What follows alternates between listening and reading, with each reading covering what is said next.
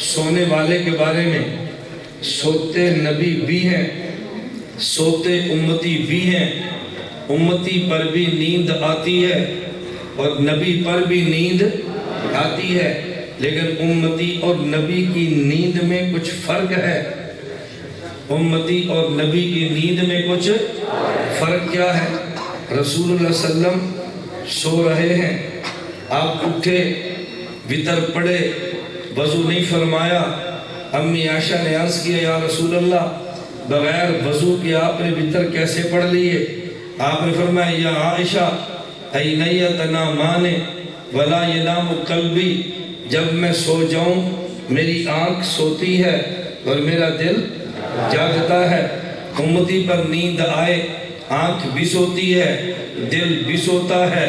نبی پر نیند آئے آنکھ سوتی ہے اور نبی کا دل جاگتا ہے۔ نبی پر نیند آتی ہے، امتی پہ نیند آتی ہے، لیکن امتی کی نیند جدا ہے اور نبی کی نیند جدا ہے۔ دونوں کی نیند میں فرق ہے، دونوں کی نیند میں فرق ہے، اس کا کوئی انکار نہیں کرتا۔ تو جب دونوں کی نیند میں فرق ہے تو دونوں کی موت اور نیند آپس میں بہنے ہیں۔ موت نبی پر بھی ہے، موت امتی پر بھی ہے۔ جس طرح دونوں کی نیند میں فرق ہے، اسی طرح دونوں کی موت میں بھی فرق ہے۔ وہ فرق کیسے ہے؟ حدیث پاک میں جو موت کا معنی بیان کیا ہے اللہ کے نبی صلی اللہ علیہ وسلم نے، موت کا معنی ایک میں کروں، موت کا معنی آپ کریں، اور ایک موت کا معنی اللہ کے نبی فرمائیں۔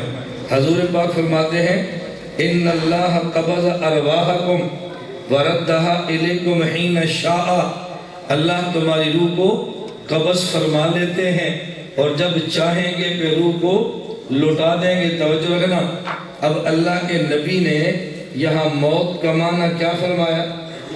قبض۔ کیا فرمایا؟ قبض روح۔ قبض روح موت کا معنی فرمایا قبض روح۔ اور قبض عربی زبان میں دو معنوں میں استعمال ہوتا ہے۔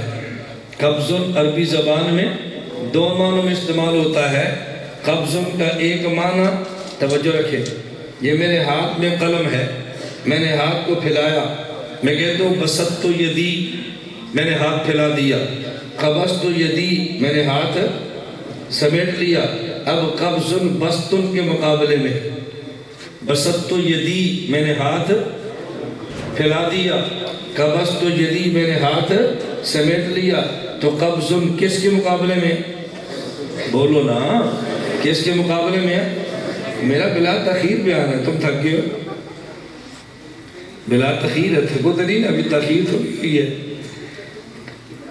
نہیں تھکے پھر بولو۔ میں تو سبحان اللہ نہیں کرواتا، نعرے نہیں کرواتا، میں جو کہتا ہوں میں صرف اس لیے بلواتا ہوں کہ سمجھ آ رہی کہ نہیں آ رہی۔ تو یہاں قبض کس کے مقابلے میں؟ اب یہاں بسط کا معنی اور قبض کا معنی سمیٹنا۔ یہ جو مٹھی ہے اس کو عربی زبان میں کیا کہتے ہیں؟ قبضہ، سمٹی ہوتی ہے نا، بات سمجھ آئیے؟ اب اچھی طرح بات سمجھنا۔ اور کبھی قبض کا معنی سمٹنا نہیں ہے، قبض کا معنی، یہ دیکھو یہ ٹوپی پہلے کن کے پاس تھی؟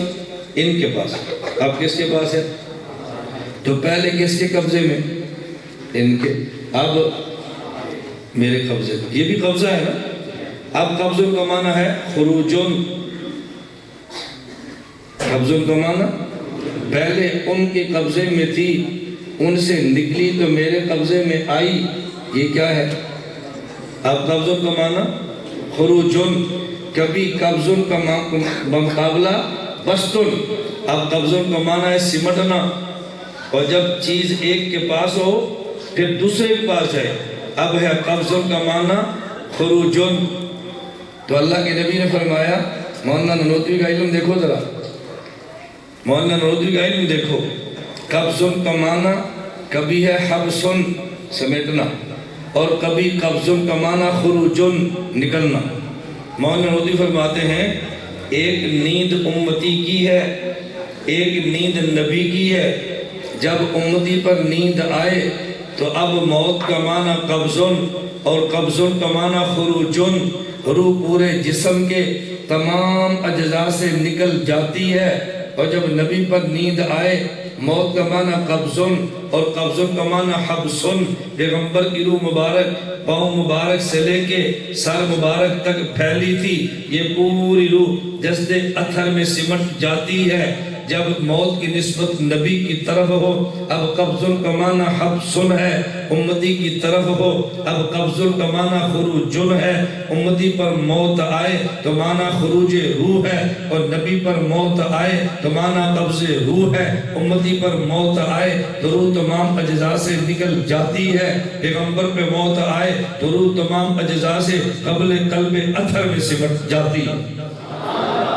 قبضن کا معنی خروجن بھی ہے اور قبضن کا معنی حبسن بھی ہے۔ یہ مولانا نوبی فرما رہے ہیں